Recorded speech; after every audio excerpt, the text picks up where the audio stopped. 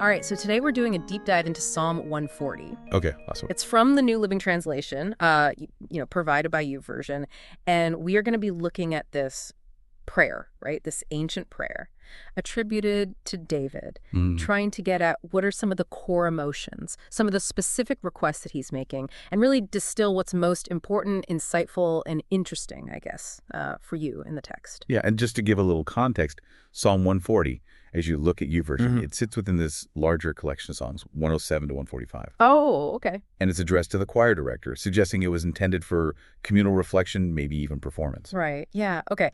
So let's dive into the first few verses, 1 through 5. Right away, you get this cry, "O Lord, rescue me from evil people. Protect me from those who are violent."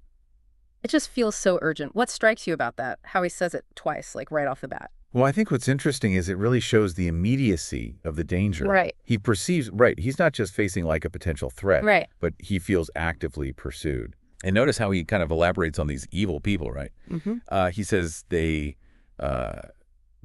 plot evil in their hearts and stir up trouble all day long. It's like a constant pressure. Yeah, absolutely. And the imagery he uses to describe their words, their tongues sting like a snake, the venom of a viper drips from their lips. Like, that's a powerful image. Yeah. And then the mention of the interlude here makes you just pause and think about that for a second, right? It is. It's an invitation to reflect on the poisonous nature of their speech. Yeah.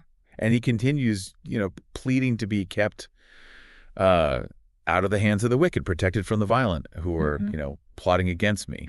It really paints this picture of calculated malice aimed directly at him. Yeah. And then it goes on to describe the proud, setting traps, a trap to catch me and a net and traps all along the way. So it's like he really feels hunted. Right. Like he is being hunted. And there's another interlude right after that, which again sort of makes you pause and think about that a little bit. Exactly. And it emphasizes just this premeditated, relentless nature of these attacks against him. Yeah. And I think this initial section really immerses us in David's feeling of vulnerability and the kind of palpable danger that he is facing.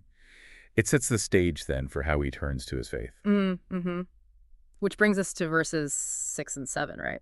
So after that intense outpouring of fear, you see this shift with this very firm declaration. I said to the Lord, "You are my God."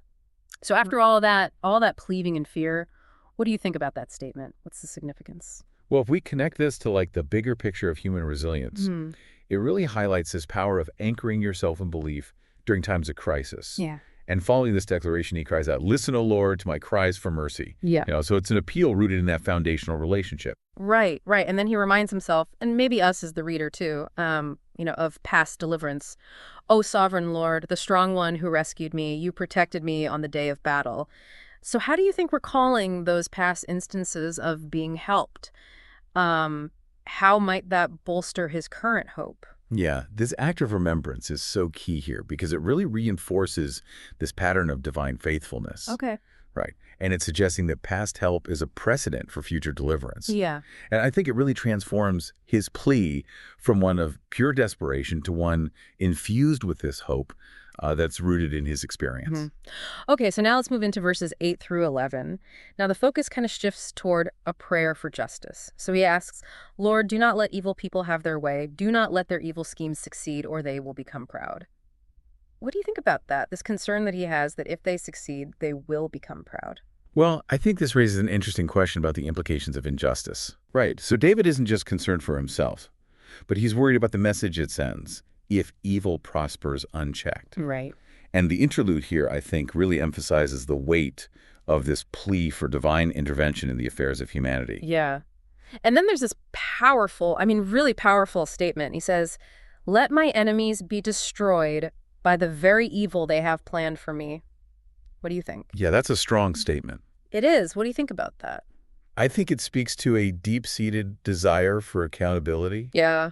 And this vivid imagery that follows, burning poles fall down on their heads, thrown into the fire or into watery pits. Yeah. I think it underscores the intensity of this longing for their downfall. Yeah, it's very vivid and visual. He also condemns liars. He says, "Don't let liars prosper here in our land, cause great disasters to fall on the violent."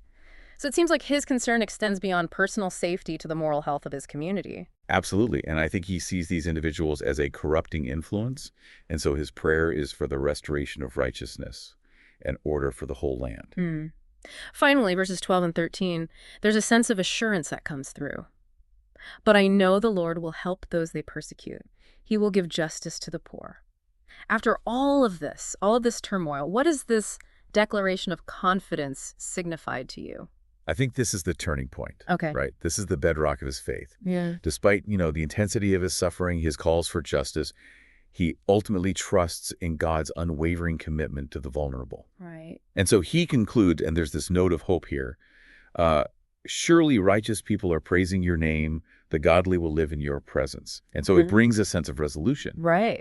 It suggests that, even though evil may seem so rampant, that there's this deeper current of righteousness that will ultimately triumph. Right. And it offers this solace, this hope. Yeah. Yeah, absolutely. So we see in Psalm 140 this movement from this desperate plea, in the face of danger. Yeah. To a really solid affirmation of faith and an ultimate trust in divine justice. And the way that the language is written, it's very vivid.